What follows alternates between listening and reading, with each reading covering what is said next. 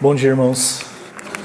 Sempre que nós pensamos sobre o sacrifício do Senhor, sobre sua morte na cruz, não somente nós cristãos, mas qualquer pessoa que você para na rua e falar o que Jesus sofreu por nós para pagar os nossos pecados, as pessoas sempre falarão da via dolorosa, de todos os flagelos que Jesus sofreu.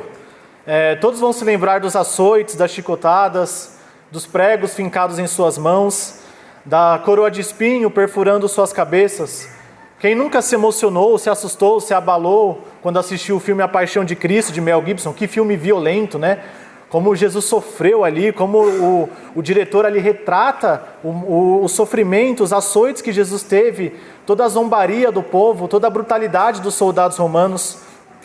Porém, quando nós procuramos entender e nos aprofundamos um pouco mais nessa palavra de Cristo, nessa mensagem que Ele traz na cruz, a sua quarta mensagem, a sua quarta palavra, Deus meu, por que me desamparaste? Nós entendemos que esse sim foi o momento de auge da agonia do Senhor. Que nada foi mais doloroso, mais sofrido para o nosso Senhor Jesus Cristo. Não houve açoite, não houve espinho, não houve prego, chagas, que o fez sofrer tanto, que o causou tanta agonia, quanto sentir o desamparo de seu Pai. Quando Jesus diz que Deus o desampara, que Deus o deixa, essa palavra, ela tem um sentido, inclusive em outras traduções bíblicas, vai falar Deus meu, porque o Senhor me abandonou. Essa é a ideia de abandono, de Jesus ter sido deixado pelo seu Pai. Porque no momento da crucificação nós sabemos que todo o pecado da humanidade, enfim, cai sobre Cristo. Ele cumpre ali a proposta que o fez se encarnar, que é carregar as nossas dores, carregar nossos pecados. Então, nesse exato momento, Jesus, pendurado no madeiro, carrega as nossas culpas. E Deus, olhando para Cristo naquele momento, o Pai, ao enxergar o seu Filho naquela cruz, Ele não enxerga mais o Cristo ali que viveu com Ele na glória todo aquele tempo, mas sim alguém que estava carregando o pecado de toda a humanidade. Em 2 Coríntios, o apóstolo Paulo vai falar que o seguinte versículo, que aquele que não conheceu o pecado, Deus o fez pecado por nós, está falando de Cristo, para que nele fôssemos feitos justiça de Deus. Então o Senhor Jesus, agora carregando o nosso pecado, Ele se faz pecado por nós, segundo o apóstolo Paulo, e por isso sofre do Pai o abandono. Ele sendo a segunda pessoa da Trindade, o Filho amado, aquele que estava juntamente pouco tempo antes, na glória com o Pai, vivendo na luz, em plena comunhão com o Pai e com o Espírito, agora olha e sente do Pai, desse mesmo Pai, o desamparo, sente o abandono. E isso com certeza o machucava, o afligiu muito mais do que qualquer prego, chicotada ou açoite.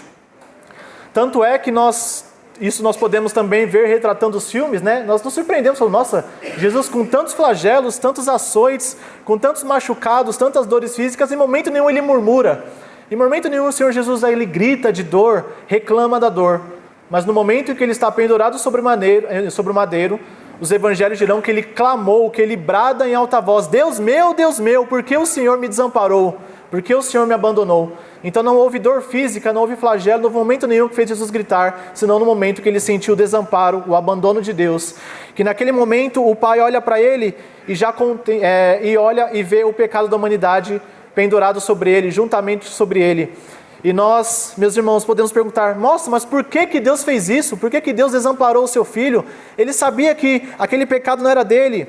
E nós entendemos, ao nos olharmos mais para a Santíssima Palavra, que nosso Deus é um Deus santo, um Deus santíssimo. O livro do profeta Abacuque, no Velho Testamento, vai falar que Deus é tão puro de olhos que Ele não pode nem ao menos contemplar o pecado, Ele não pode conviver, Ele não pode ter comunhão com o pecado. Então, vendo o nosso pecado recaído sobre Cristo, naquele momento de dor e sofrimento, o Pai vira as costas, o Pai vira o rosto para Ele, e Jesus Cristo sente o abandono, sente o desamparo do pecado. Deus o faz beber sobre o seu cálice que estava transbordando, o cálice da ira de Deus, o mesmo cálice que fez Jesus, como diz no Evangelho de Lucas, suar sangue, né? Ele soa sangue porque ele sente que o cálice de Deus irá transbordar, ao ponto de Jesus clamar, Senhor, se possível, passa de mim esse cálice. O cálice da ira de Deus recaía sobre ele, o desamparo, o abandono do Pai Santíssimo sobre o Cristo que carregava os pecados, feriu o coração de nosso Senhor. E meus irmãos, nós podemos aprender algumas lições com esse momento, com a quarta palavra do Senhor na cruz. A primeira é uma já conhecida, que Deus abomina o pecado. E nesse momento nós entendemos a gravidade do pecado perante ao Pai, que é santo. Deus não contempla o pecado. E o pecado, onde quer que ele esteja, não tem comunhão com Deus. Em momento algum, o Pai pode coexistir juntamente com o pecado, ao ponto de não olhar, ao ponto de desamparar o seu próprio Filho na cruz. Então nós sabemos também que sem santidade, ninguém poderá ver a Deus. Isso nos faz entender como nós devemos buscar a santidade. Como o verdadeiro cristão não pode ver no lamaçal do pecado. Nós não podemos ter comunhão com o Pai e com o pecado ao mesmo tempo. Não podemos servir a dois senhores, porque sabemos que Deus abomina o pecado, desampara e abandona aqueles que estão em comunhão com o pecado. O segundo ponto que podemos entender é que Deus sempre pune o pecado.